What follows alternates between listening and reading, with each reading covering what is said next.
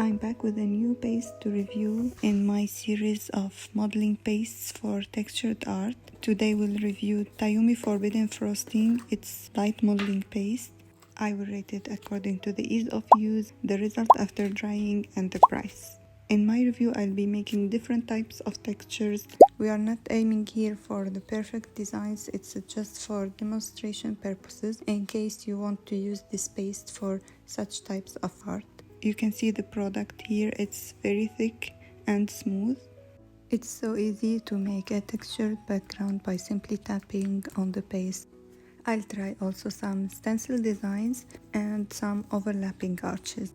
After drying, I'll also color on these arches to check the absorbance of the surface and how it holds the color. So make sure to check this result by the end of the video. Now I'll add some color to the paste directly and paint some flowers, which is the way I always use pastes in my painting. I color them and then make the painting. If you are planning to make textured art with colored paste, which is the case in making flowers and petals, you should look for reviews that include colored paste, because adding the color will change a lot about the texture of the mixture and the result after drying, the possibility of cracking, and so much more.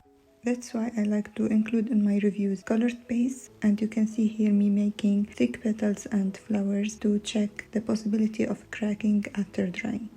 I find that it's fairly easy to work with this paste, especially if you don't add a lot of color. So for the ease of use, I'll give it 8 or 9 out of 10. This is the result after several days when the paste is fully dry. Coloring on the paste is very easy, it holds the color very well.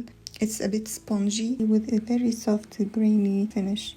Also, the design made with the stencil is very beautiful, but the texture background is not like very prominent 3D effect. The most important feature is that it dries flexible, so there's no cracking at all. And also it will not break when you press on it. So this is normally can be sanded, but you can simply cut off the edges that you don't like.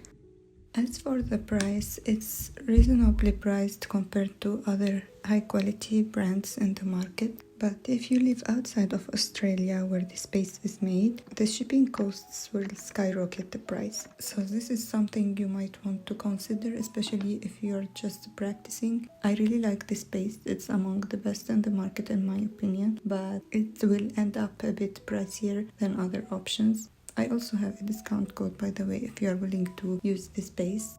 I hope you found this review helpful. Please let me know what brand you're interested to see in the next review, because I haven't filmed this yet. I know it's taking me so long to finish these reviews, but because life's going on, I'm trying my best to give more time to YouTube. But also, if you're keen to master this type of art and learn everything about brands, you can grab my ultimate guide for floral textured art on my Etsy shop. I also offer one-to-one coaching, so contact me if you're interested.